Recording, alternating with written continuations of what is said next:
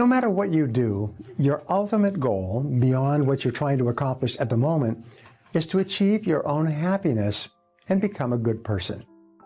An individual can exercise a key success factor for developing a moral character to achieve the kind of happiness that everyone longs for, and I'm going to tell you how to do it. Now, people are successful in life to the degree to which they can organize their world in such a way that they are genuinely happy. The only difference between people in this area, happiness, is that some people are better at achieving their own happiness and others are not particularly successful. They're basically unhappy most of the time. Some people make choices and decisions that make them unhappy and worse off than they ever would have been if they had done nothing at all. But always, happiness must be your major goal. If you can become a happy person, then everything else will work out for you. So start off by striving to become a good person. In his time, Aristotle examined the human condition and came to a remarkable conclusion. He said only the good can be happy and only the virtuous can be good. Now, this is one of the major breakthrough ideas in philosophy. Imagine you can only be happy if you're a good person, and you can only be a good person if you practice the virtues that are associated with goodness. What this means simply is that if you want to have a wonderful life, you must continually strive to become a good person. Any deviation from this course will lead you to lower levels of happiness and dissatisfaction.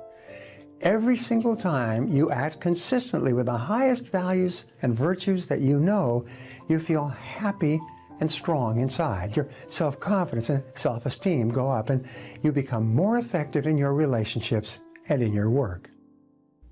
Becoming a person of high values, a person of principles, a person of honesty, a person that earns respect, that kind of character. How can we have a system that will build in the integrity, that people will know that if this happens, then this will happen. And if this goes wrong, here's the way to fix it.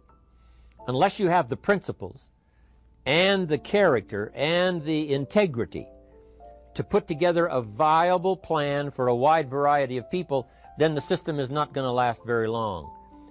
And I've been around long enough, and I'm sure you have been around long enough to see a lot of systems that got started, but they failed. And the reason is because they were not constructed with integrity. They were not constructed with character. They were not constructed with doing the right thing. They might have been constructed to take advantage. When someone took advantage and didn't have the character, didn't have the principles, and didn't have the character to stay, the character to see it through, the character to do the right thing. So this is important, to develop the character within yourself, that people see you as honest, as fair, willing to do the right thing, willing to be helpful, but always willing to walk the center line, not to pass the line. It is so dynamic, it is so powerful, and it is so possible in fortune making that sometimes people want to speed up the process by cutting the corners, by neglecting to do the right things, to cheat a little here, cross the line just a little bit, because then, it'll grow faster and you can cash in quicker. Not necessary here. Vitally important. Building and developing your own character. And it's very important how other people see you. If they don't see you as a leader, chances are they won't pay attention. If they don't see you as being in control, chances are they won't have the trust. If they don't see you as knowing where you're going, what you want to accomplish, they probably won't follow. But if people can see you, if you have the image of someone that's in charge, in control of your life, your future, your destiny, in control of the situation, if they see that, that kind of image is powerful. It helps to win the day. It attracts other people. People want to be around people that are in control, that are powerful, but they know how to use their power. Influential, but they know how to use their influence. That kind of image is important. the way you dress, the way you talk, the way you think, your capacity for learning. All of that is an important image that you have of yourself. The image that you have that if it needs to be learned, you could learn it. If there's a book that needs to be mastered, you could master it. If there's a skill that needs to be learned, why couldn't you get busy now and learn that skill? That kind of self-image, that I am continually trying my best to be the best I can. Because one of the most important places you have to look is into the future, yes. You got to look into the past, yes. You've got to look around, yes. But one of the most important places you have to look is in the mirror. You know, how I appear to other people, that's important. But how I appear to myself is the ultimate importance.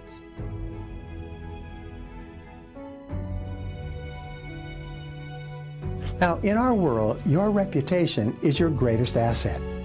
Your reputation can be defined as how people think about you and talk about you when you're not there.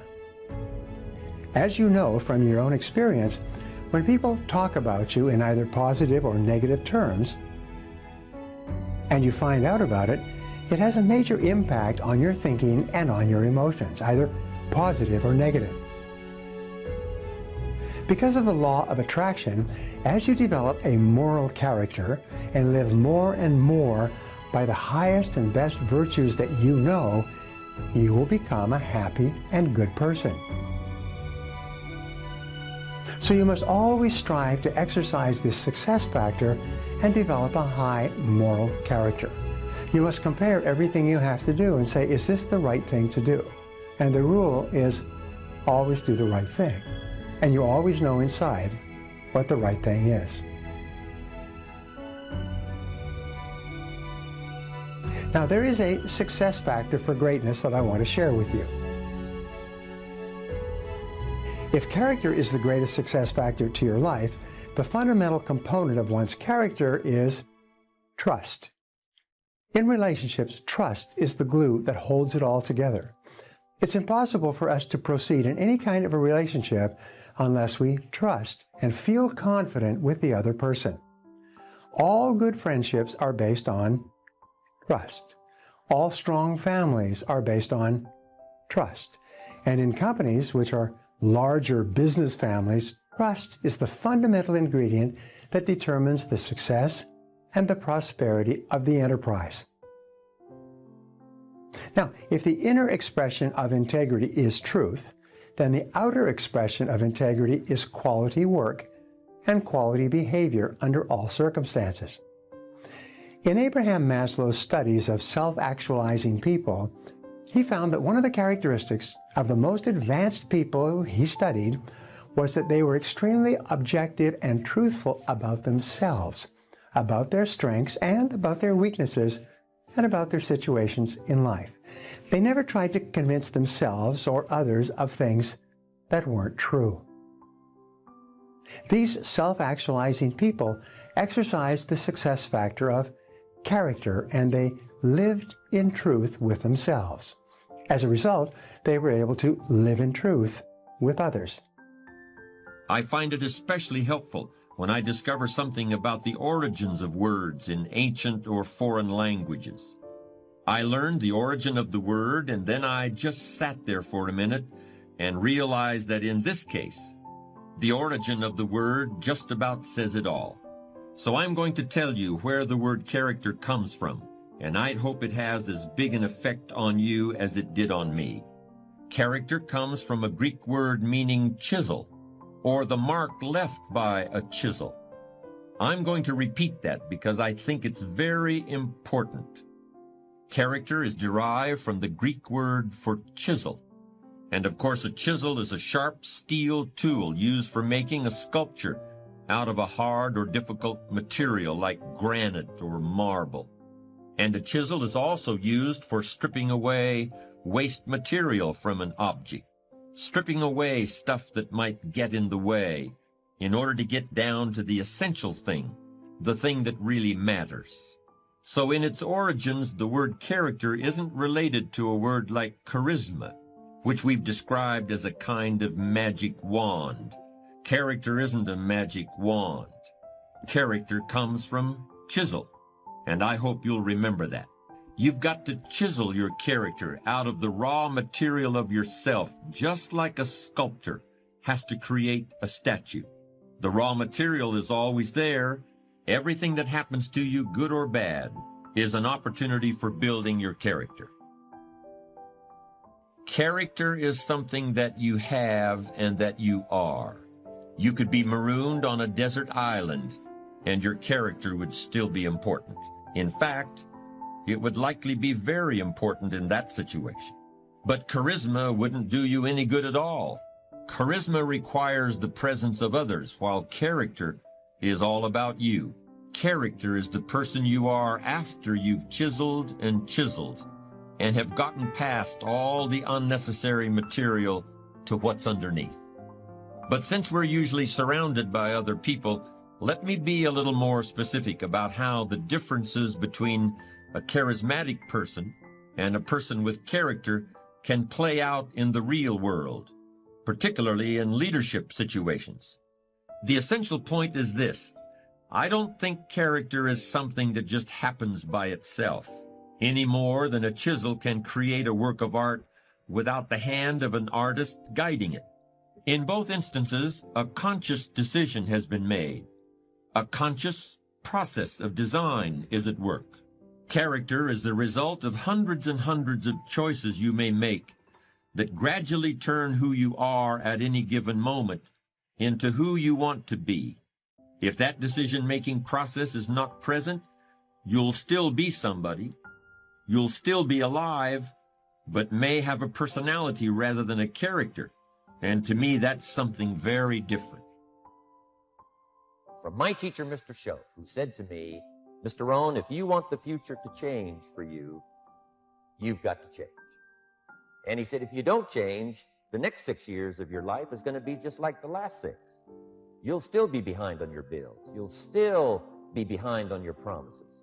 But then he gave it to me in the form of a promise. When I was 25 years old, I've remembered it all these years. Young man, if you will change, everything will change for you. If you will get better, everything will get better for you. What a clear message that was for me. He said, if you'll change your philosophy, if you'll change your habits, if you'll refine your thinking, if you'll change and accept some new disciplines, if you'll turn the corner where you've been in the past, go for a new life for the future, he said all kinds of remarkable things will happen for you if you will change. So refuse to compromise your moral character. Refuse to pretend or wish or hope that something is not true when in your heart you know it is. This means that you live in truth with everyone around you. You state your truth, what you really feel, simply and honestly. You do not stay in relationships that are wrong for you or do things that you do not agree with or believe in. Before I met Mr. Schoaf, I used to cross my fingers and say, I sure hope things will change.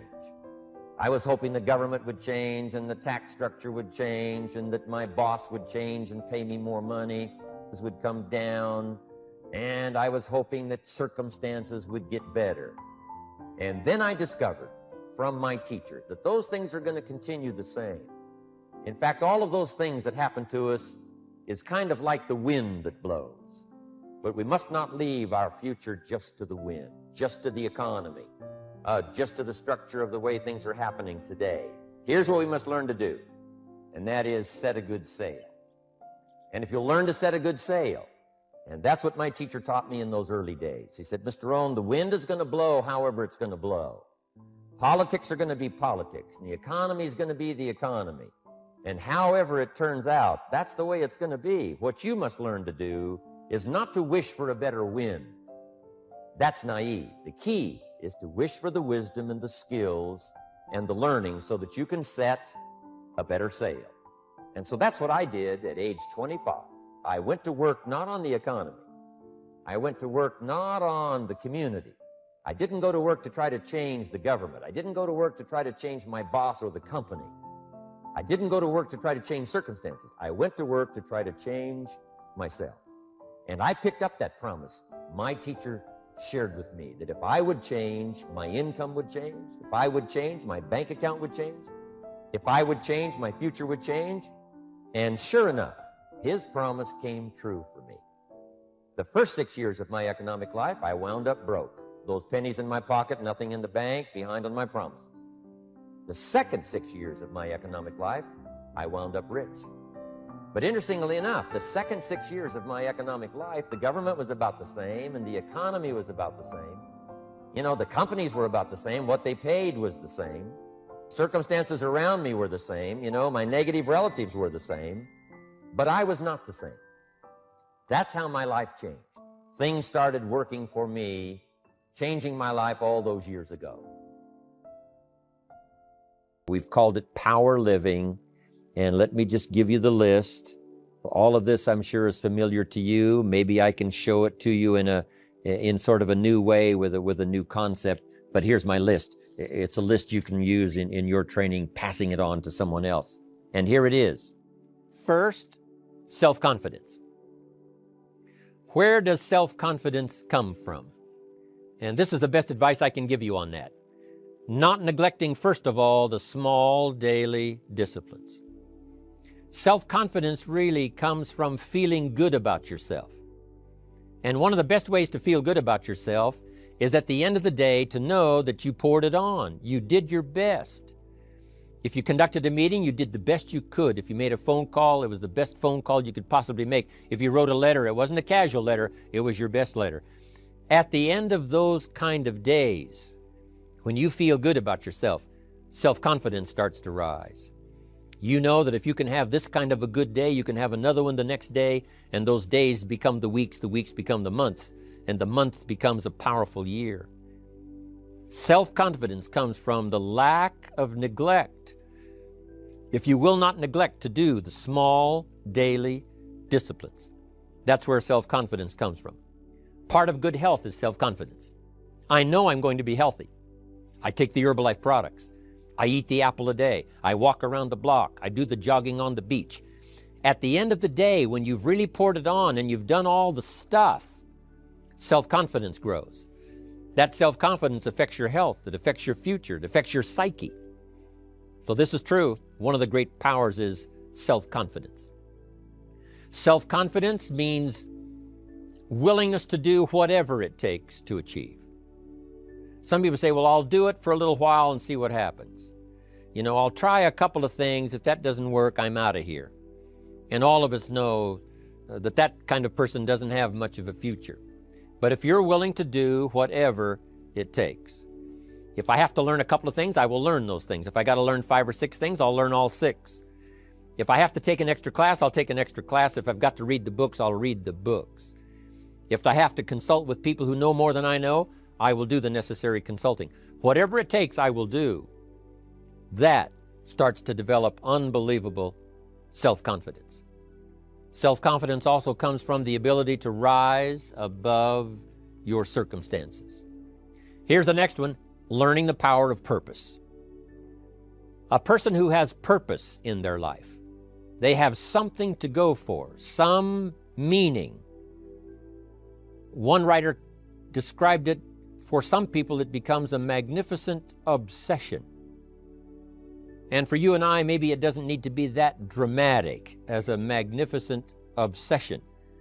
But it has to be something that does something to us, something that pulls us, especially into the future. You know, there are many influences on us. One is the influence of the past. Some people are always pulled back by the past.